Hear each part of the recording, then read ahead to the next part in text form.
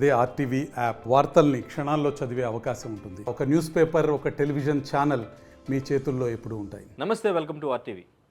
తిరుపతి లడ్డు కల్తీ వివాదం ఎటువైపు వెళుతుంది? పవన్ కళ్యాణ్ రీసెంట్గా ప్రెస్ మీట్ పెట్టి మాట్లాడిన తర్వాత దీనిపైన ప్రకాష్ రాజ్ రియాక్ట్ అయ్యారు. ఈవెన్ కార్తీ మీద కూడా పవన్ కళ్యాణ్ సీరియస్ అయ్యారు. సో కార్తీ కూడా రియాక్ట్ అయ్యారు. దీన్ని జాతీయ స్థాయిలో వివాదం చేస్తున్నారు అంటూ కొన్ని కామెంట్స్ వినిపిస్తూ ఉన్నాయి. బట్ ఇది అంటే పవన్ కళ్యాణ్ పర్సనల్గా తీసుకొని మాట్లాడుతున్నారు అని కొన్ని కామెంట్స్ వినిపిస్తూ ఉన్నాయి. అసలు ఇందులో ఏది కరెక్ట్, ఏది నిజం మాట్లాడదాం. మనతో పాటు ప్రముఖ నిర్మాత చిట్టిబాబు గారు ఉన్నారు. సార్ నమస్తే. ఈ వివాదం మొత్తం చూసిన తర్వాత, ఈ పవన్ కళ్యాణ్ గారు పెట్టిన ప్రెస్ మీట్ చూసిన తర్వాత, అంటే ఫస్ట్ మనం కార్తీ చేసిన కామెంట్స్ గురించి మాట్లాడితే, కార్తీ చేసిన కామెంట్స్లో తప్పేమైనా ఉందా? సో పవన్ కళ్యాణ్ రియాక్షన్ మీద మీరేమంటారు? పవన్ కళ్యాణ్ రియాక్షను చాలా తప్పు, అనవసరంగా. ఇప్పుడు పవన్ కళ్యాణ్ అసలు ఈ విషయం మీదే పవన్ కళ్యాణ్ ప్రెస్ మీట్ పెట్టి మాట్లాడటమే తప్పు. ఎందుకంటే నిజానిజాలు తెలియకుండా పిచ్చితనంగా ఏదో చంద్రబాబు అనగానే చంద్రబాబుకు తాళం అయితే ఇస్తాడు మాట్లాడితే ఏం జరిగింది అక్కడ? 2019 నుంచి 2024 దాకా ఏఆర్ ఫుడ్స్ వాళ్ళు ఇంతవరకు వాళ్ళే సప్లై చేయలే. ఏఆర్ ఫుడ్స్ అనేది ఇది సప్లై 2019 నుంచి ఒక్క లీటర్ 1 కిలో నెయ్యి కూడా వాళ్ళు సప్లై చేయలే. తర్వాత కరుణాకర్ రెడ్డి వచ్చాడు. కరుణాకర్ రెడ్డి వచ్చినాక కూడా ఏప్రిల్లో ఆయన రిజైన్ చేసేదాకా కూడా వాళ్ళు సప్లై చేసి 1 కిలో కూడా వాళ్ళే సప్లై చేయలే. వాళ్ళకి ఆ టెండర్లో లేరు, వాళ్ళకి ఆర్డర్ లేదు, వాళ్ళు టెండర్కి అప్పుడు పార్టిసిపేట్ కూడా చేయలేదు. అది తీసుకొచ్చి ఇప్పుడు జరిగింది. ఎప్పుడు జరిగింది ఇది? జూన్లో జరిగింది. జూన్ నాటికి కొత్త ప్రభుత్వం వచ్చింది. దాంట్లో చూడాలి, అది ఏఆర్ సంబంధమే లేదు, ఏఆర్ సప్లై చేయలేదు. అది పట్టుకుని వాళ్ళు ఎప్పుడు వీళ్ళు జూన్లోకి జరిగితే ఏప్రిల్లో వచ్చింది. అంత అస్తవ్యస్తంగా ఉంది. ఆ పిచ్చి అబద్ధం. చంద్రబాబు దేవుడిని కూడా రాజకీయాలు కూడా క్షుద్రంగా చీపుగా చిల్లరతరంగా చేస్తున్నాడు దేవుడి విషయంలో. దేవుడు అది జరిగింది కాదు. అయినా ఇప్పుడు ఇంకోటి ఉంది, అసలు సిస్టమ్ ఉంది అక్కడ. 3 టెస్టులు తీస్తారు, 3 శాంపుల్స్ ఇస్తారు, పోతే ఆ బండి లోపలికి కూడా వెళ్ళదు. బండి బయట ఇవన్నీ జరుగుతాయి. టెస్ట్ తీసి సక్సెస్ అయ్యే ఎస్ అంటేనే ఆ నెయ్యి లోపలికి వెళ్తుంది. ఈ లోపల నెయ్యి లోపలికి వెళ్ళినట్టు, అది అయిపోయినట్టు, లడ్లు తయారు చేసినట్టు, భక్తులు తినేసినట్టు, ఈ దుర్మార్గమైన దేవుడి విషయంలో దుర్మార్గపు అబద్ధాలు ప్రాపగాండ చేస్తాడు చంద్రబాబు. అది నిజానిజాలు తెలుసుకోకుండా ఇప్పుడు వస్తాయి, రేపు కోర్టులో వస్తే తెలుస్తుంది. అప్పుడు ఏం చెప్తాడు పవన్ కళ్యాణ్? ముందు వెనక చూడకుండా, ఏమిటని తెలుసుకోకుండా, తను ఒక మినిస్టర్వి, ముందు వెనక తెలుసుకోవాలి ఏంటిది, ఎంతవరకు ఏంటి. చంద్రబాబు అన్నాడు, ఏమన్నా మనం తాళం వేసేయాలి. ఆ టైపు రాజకీయం ఆయన కరెక్ట్ కాదు. చంద్రబాబు ఏమంటే దానికి మనం తాళం అంటే ఎట్లా? నిన్న కార్తీ కామెంట్ చేసింది, అంటే లడ్డు విషయం ఇప్పుడు చాలా సెన్సిటివ్ మ్యాటర్, దాని గురించి ఇప్పుడు నేను మాట్లాడను అని ఆయన దాని మీద రియాక్ట్ అయ్యారు. అంటే అసలు అనడం, అది సెన్సిటివ్ మ్యాటర్ అనడం కూడా కరెక్ట్ కాదు అనేది పవన్ కళ్యాణ్. అదే అన్న, ఎలా అంటాడు అంటే ఈ పవన్ కళ్యాణ్కి ఎట్లా ఉందంటే, సినిమా ఫీల్డ్ మొత్తం అందరూ కూడా చేస్తే వాళ్ళ దీనికి వాళ్ళ కూటమికి సమర్థించాలి, లేకపోతే ఏమి అనకూడదు.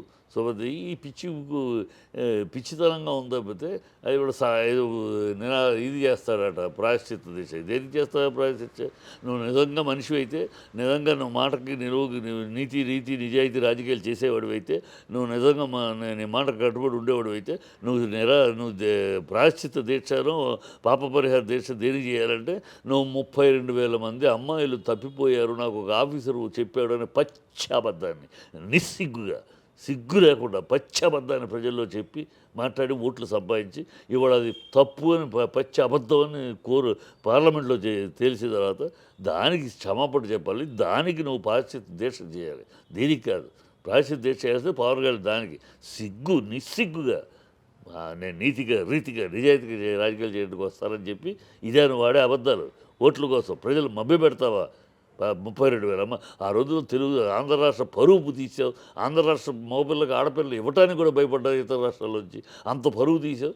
అంత సిగ్గులేని మాట, పచ్చి అబద్ధాన్ని మాట్లాడేసి తప్పు వాళ్ళు తేలినాక ఇప్పుడు దానికి ఏదో వంకలు అలా అనలేదు, వాళ్ళు ఇలా అన్నారు. ఈ పిచ్చి వాళ్ళు దానికి క్షమాపణ చెప్పాలి. నీకు చెప్పిన ఆఫీసర్ వాడు ఇప్పుడైనా బయట పెట్టు, ఇప్పుడైనా ఆ పేరు బయట పెట్టు. ఎందుకు పెట్టవు చెప్పు. పచ్చి అబద్ధాలు పాడి దానికి చెయ్యి, దానికి ప్రాయశ్చిత్తం చెయ్యి. నేను రాజకీయం కోసం, ఓట్ల కోసం, చంద్రబాబు సంకరాకటం కోసం నేను అబద్ధాలు ఆడాను, ఆయన కోసం అబద్ధాలు, ఇప్పుడు దానికి ప్రాయశ్చిత్తం చెయ్యి. ఓకే, ప్రకాష్ రాజ్ చేసిన ట్వీట్లో ఇంతకుముందు చేసిన ట్వీట్లో ఏదైనా తప్పు ఉందంటారా? ప్రకాష్ రాజ్ చేసిన మొదటి దీంట్లో సగం కరెక్ట్, సగం అతను ఇది జాతీయ విషయం కాదు, రాష్ట్ర విషయం. రాష్ట్రంలో తిరుపతిలో జరిగింది, ఇక్కడ జరుగుతుంది, దాన్ని జాతీయం ఎందుకు చేస్తావు అని అడగడంలో తప్పులేదు. కానీ అదే కంటిన్యూషన్ ఏమన్నా అంటే ఈ మతాల చిచ్చు, మత చిచ్చు పెట్టదు. మత చిచ్చు ఏముంది? తప్పుడు మాట అది. మత చిచ్చు ఏముంది? ఇది హిందూ మతానికి సంబంధించిన విషయం. హిందూ సంబంధం దీనిలో హిందువులు తెలుసుకోండి. దీనిలో మతం ఏముంది? వేరే మతం ప్రమేయం ఏముంది? సప్లై చేసినాడే వేరే మతం కాదు కదా. సో ఇవన్నీ పిచ్చి మాటలు. అదే సగం ఆ మాట వరకు కరెక్ట్. రాష్ట్ర విషయం నువ్వు కేంద్రానికి తీసుకెళ్తావు, సెంట్రల్ దేశ ఇష్యూ ఎందుకు చేస్తావు అంత వరకు ఓకే. ఈ మాట రెండో మాట తప్పు. తర్వాత అతను మాట్లాడే దాంట్లో పవన్ కళ్యాణ్ విషయం, పవన్ కళ్యాణ్ ప్రెస్ మీట్ పెట్టి దీన్ని ఏదో పెద్ద నిజానిజాలు తెలియకుండా ఏమి జరిగింది, ఏమిటి ఆవేశం, ఆలోచన తక్కువ, ఆవేశం ఎక్కువ. ఈ తప్పితే పవన్ కళ్యాణ్లో ఒక విధానము, ఒక పద్ధతి, ఒక మినిస్టర్ లెవెల్లో ఏం మాట్లాడాలి, మనం ఆలోచించే విషయం ముందు వెనక తెలుసుకుని మాట్లాడాలి. మనం ఒక మాట మాట్లాడితే అది ప్రజల్లోకి ఒక ఆధారంగా వెళ్తుంది. అవన్నీ ఉండాలి. డిప్యూటీ ప్రైమ్ మినిస్టర్ ఉండి అది ఏమిటి అసలు సపరేట్ చంద్రబాబు రాజకీయంగా దాన్ని వాడటానికి వాడాడని నిజమా? దాంట్లో నిజమే ఉంది. నువ్వు చంద్రబాబుకి ఎదుర్కొన్న మాట్లాడితే సైలెంట్గా ఉండు. నువ్వు దాన్ని ఎందుకు, ఆ అబద్ధాన్ని నువ్వెందుకు ప్రమోట్ చేస్తున్నావు? నీలో నీతి ఉంటే అది ఎందుకు చేస్తావు? నువ్వు ప్రమోట్ చేస్తావు ఎందుకు? అది ఏఆర్ ఫుడ్స్ అనేవాళ్ళు 2019 నుంచి 24 దాకా ఒక్క లారీ కూడా సప్లై చేయలే. ఈయన కరుణాకర్ రెడ్డి వచ్చినాక 2023 ఏప్రిల్ నుంచి ఇప్పుడు వచ్చినాక కరుణాకర్ రెడ్డి 24లో రిజైన్ చేశారు. ఈ 1 ఇయర్లో కూడా వాళ్ళు సప్లై చేయలే. వాళ్ళు సప్లై లేదు. వాళ్ళది అసలు దీంట్లో లేరు, టెండర్లో వాళ్ళ పార్టిసిపేట్ చేయలేదు. వాళ్ళకి ఎలాంటి ఆర్డర్లు లేవు. వాళ్ళు సప్లై చేశారు అంటే ఏప్రిల్లో సరే జూన్లో వచ్చింది. మీ గవర్నమెంట్ ఏర్పడినాక వచ్చింది. జూన్లో వస్తే దాన్ని వెనక్కి పంపించేస్తారు. ఈ గతంలో నువ్వు 2014 నుంచి 19 దాకా నీ పీరియడ్లో 14 సార్లు రిజెక్ట్ అయింది నెయ్యి. ఆ తర్వాత వైఎస్ఆర్సీపీ విధానంలో 19 సార్లు రిజెక్ట్ అయింది, 18 సార్లు రిజెక్ట్ అయింది. మొత్తం 42 సార్లు ఈ 10 ఏళ్లలో టెస్టులు చేయటం, రిజెక్ట్ చేసి పంపించడం. టెస్టులు ఫెయిల్ అయితే రిజెక్ట్ చేసి పంపించేస్తారు. అది ఫెయిల్ అయిన నెయ్యి దాంట్లో వెళ్ళదు కదా. దాంట్లో ఎలా వెళ్తుంది? వెళ్ళదు. అసలు ఆ సిస్టమే లేదు. ఇంత బ్రహ్మాండమైన సిస్టమ్ మన తిరుపతి దేవస్థానంలో ఉంది. బ్రహ్మాండమైన సిస్టమ్ ఏ దేవస్థానానికి లేదు. ఇంత స్ట్రాంగ్గా ఇది ఎన్డీఈడి ఇది రావాలి, వస్తేనే కార్ ఎంట్రీ, లోపలికి వ్యాన్ ఎంట్రీ. వచ్చినాక 3 శాంపుల్స్ తీస్తారు. ఆ 3 సక్సెస్ అయితేనే ఆ వ్యాన్ నెయ్యి లోపలికి వెళ్తుంది, లేకపోతే బయట నుంచి బయటికి వెళ్ళిపోతుంది.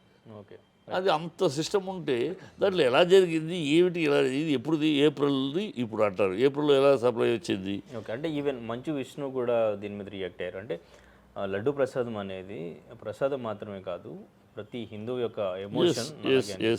అంటే ఇప్పుడు పవన్ కళ్యాణ్ ప్రెస్ మీట్లో పెట్టి మాట్లాడేది కూడా అదే, సనాతన ధర్మాన్ని అపహాస్యం చేసేలాగా. అది ఎవరు చేస్తున్నారు? అపహాస్య ధర్మాన్ని వాడు చంద్రబాబు చేస్తున్నాడు. చంద్రబాబు అపహాస్యం చేస్తున్నాడు. అది రిజెక్ట్ అయిపోయిన నెయ్యి రిపోర్ట్ తీసుకొచ్చి దాంతో లడ్డూలు తయారు చేశారు, అది భక్తులు తిన్నారు అని పచ్చి అబద్ధాన్ని చంద్రబాబు చెబుతున్నాడు. విశ్వాసాన్ని అందరికీ కూడా ఎంతోమంది అయ్యో ఈ లడ్డు తినా మనం అని అనుమానం.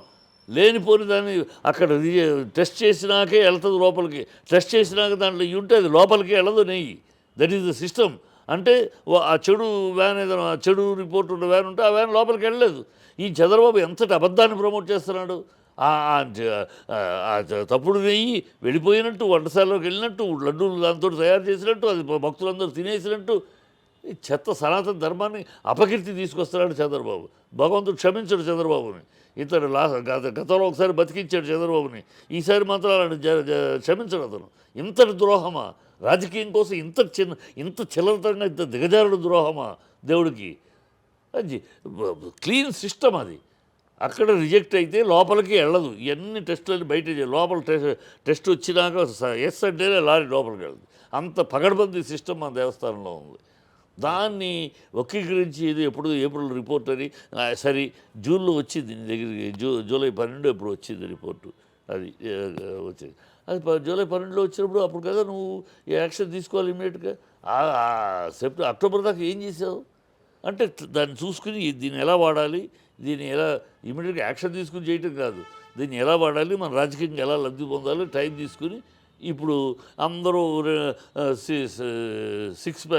సూపర్ 6 ఏమైంది వైజాగ్ స్టీల్ ప్లాంట్ ఏమవుతుంది స్పెషల్ స్టేషన్ గురించి ఆడ మా నోరు మెదపరెడ్డి ఇవన్నీ అడుగుతున్నారు అడుగుతా అంటే వీటి నుంచి డైవర్ట్ చేయడానికి దేవుడిని తీసుకున్నాడు డైవర్ట్ చేయడానికి ప్రజలు దేవుడిని తీసుకొచ్చి దేవుడిని బదనాం చేయటం దేవుడు చాలా నీచమైన రాజకీయం చేస్తున్నాడు చంద్రబాబు పవన్ కళ్యాణ్ ఆ మాత్రం తెలియలేకుండా ఆయన అన్నాడు ఆయన తాళం ఆయన చెయ్యి అంటే ఆయన దుయ్యి అంటాం తప్పితే చూడాలి తెలుసుకోవాలి కదా విషయాలు. ఓకే, అంటే వైసీపీ నుంచి కూడా పవన్ కళ్యాణ్ పర్సనల్గా ఇది ఒక ఎజెండా లాగా తీసుకుని మతపరమైన రాజకీయాలు చేస్తున్నారు అని కామెంట్స్ చేస్తున్నారు. అందులో నిజం ఉందంటారా? 100% నిజం ఉంది. ఈ మతపరంగా రాజకీయం చేయటానికి వ్యూహం జరుగుతుంది. ఈ పవన్ కళ్యాణ్ దీక్ష చేస్తాడు ఇచ్చేస్తాడు. ఇది చాలా పరమ వీరభక్తుడు. నిన్నటిదాకా కమ్యూనిస్టు దేవుడు కమ్యూనిస్టు బుధాలు వేసుకుని తిరిగినాడు. ఇవాళ గబుక్కున ఆయన యాగం గేగం చేసేసి కానీ పెద్ద దైవభక్తుడు దైవభక్తుడు అన్నట్టు ఆయన ఒక పోజులు దాన్ని అందువల్ల ఆయన దేవుడు హిందూ ధర్మం మీద పాటిస్తాడు. హిందూ ధర్మాన్ని హిందువులే మత కలవాళ్ళని సృష్టించిన వాడని ఇదే పవన్ కళ్యాణ్ తిట్టాడు హిందువులు. ఆ వీడియో కూడా ఉంది. హిందువులే అసలు ఈ దేశంలో మత కలవాళ్ళు అని కారణం హిందువులే సెక్యులరిజం పేరుని వాళ్ళే నాశనం చేస్తున్నారు, వాళ్ళే చెడగొడుతారు. నిన్నటిదాకా హిందువులు తిట్టాడు, నిన్నటిదాకా కమ్యూనిస్టు దేవుడిని తిట్టాడు. ఇవాళ ఏదో గొడ్డేసుకుని యాగము గేగము అంటూ ఉంటే ప్రజలు భ్రమ కల్పించేస్తాడు. ఆయన ఇప్పుడు చాలా పరిపూర్ణ దైవభక్తుడు అన్నట్టు. దైవభక్తుడు ఇవన్నీ ఈ వేషాలు ఎందుకు? నిజంగా ఉంటే నిజంగా సిన్సియర్గా చేస్తే చాలా ఈ అబద్ధాలు ఆడటం ఎందుకు? ఒక పక్క దేవుడు అంటాం ఎందుకు? దేవుడు యాగాలు ఎందుకు? మళ్ళీ పచ్చి అబద్ధాలు 32,000 అమ్మాయిలు మిస్ అయిపోయారు. ఈ పచ్చి అబద్ధాలు ఎందుకు? అంటే ఇండస్ట్రీ నుంచి కూడా ఎవరు దీని మీద మాట్లాడలేదనే ఆగ్రహం కూడా ఆయనలో కనిపిస్తుంది అంటున్నారు. ఎందుకు నిజంగానే అది కనిపిస్తుందా, లేదంటే అసలు ఇండస్ట్రీ నుంచి ఎందుకు మాట్లాడలేదు ఈ విషయం? కాదమ్మా, ప్రతిదీ ఇండస్ట్రీ నుంచి ఎందుకు మాట్లాడారమ్మా? తిరుపతి లడ్డు విషయం ఇది ఒక ఒక హిందూ మతానికి సంబంధించిన విషయం. దైవ భక్తులు వాళ్ళు ఉంటారు. వీళ్ళు ప్రతిదీ సినిమా అంటే ఇండస్ట్రీలో అందరూ హిందువులు ఉన్నారు కదా, ఉన్న ఏం పని దానికి ఇండస్ట్రీ నుంచి ఎక్కబడి మాట్లాడాల్సిన కరమైన ప్రతి విషయానికి ఎందుకు మాట్లాడాలి? ఎందుకు అది జరిగే చూసేవాళ్ళు ఉన్నారు, దాని పీఠాధిపతులు ఉన్నారు, ఉన్నారు. అన్యాయం జరిగితే పాపం జరిగితే మాట్లాడేవాళ్ళు చేసేవాళ్ళు వాళ్ళు ఉన్నారు. ఇండస్ట్రీలో అందరికీ అదేం పని? ఇప్పుడు నా విషయంతో కొన్ని సోషల్ విషయాల్లో ఇంటర్ఫియర్ అయ్యి అలాంటి వాళ్ళు మాట్లాడతాం. అందరికీ ఏం అవసరం? అందరికీ మాట్లాడాలి, సినిమా వాడు మాట్లాడాలి. ఎందుకు మాట్లాడాలి ప్రధానికి? ఇది ఎందుకు మాట్లాడాలి సినిమా వాడు? అవసరం ఏంటి? అది తిరుపతికి సంబంధించి దేవస్థానాలు మాట్లాడాలి, దాని ఇన్ఛార్జీలుగా ఉన్నవాళ్ళు మాట్లాడాలి, పీఠాధిపతులు మాట్లాడాలి, స్వామీజీలు మాట్లాడాలి, హిందూ పెద్దలు మాట్లాడాలి. అంతే కదా ఆ విషయం. అది దానికి సంబంధించిన విషయం. అది వేరే సినిమా వాళ్ళు మాట్లాడాల్సిన విషయం వస్తే మాట్లాడతారు. అంటే ఈవెన్ ప్రకాష్ రాజ్ మళ్ళీ 30 తర్వాత నేను వస్తాడు మళ్ళీ. ఎటువైపు వెళ్తుంది అసలు? ఎటువైపు ప్రస్కారాలు ఏదో నోటి దోల ఏదో మాట్లాడుతూ ఉంటాడు అమ్మా. స్టాండర్డ్ లేని మనుషులు వీళ్ళు. వాడు నాస్తికుడు. వాడికి అసలు నాస్తికుడు కనుక ఇప్పుడు దొరికింది అడ్వాంటేజ్. ఈ నాస్తికుడు కదా దేవుడు లేడా, నేను నాస్తికు బాపతు కదా వీళ్ళంతా. ఇది దొరికింది అడ్వాంటేజ్ దేవుడి విషయంలో, హిందూ విషయంలో. కనుక హిందూ మతంలో వీళ్ళు పెద్ద చెప్తూ ఉంటారు. దేవుడు అంటాడు, మరి ఆ దేవుడు ఏం చేస్తున్నాడు, ఆ దేవుడు ఇంత కలిసి చేస్తాడు చూస్తూ ఉన్నాడా, ఇలాంటివి మాట్లాడతారు అంతే. వీళ్ళంతా ఈ అవకాశం దొరికింది కనుక హిందూ మతమే దుమ్ము చేయటం తయారయ్యే బాపతులో ఒక బాపతు. ఫైనల్గా ఇప్పుడు అంటే ఎటువైపు తీసుకెళ్తున్నారు? ఎటువైపు వెళదమ్మా, ఇది నిజం తెలుస్తుంది.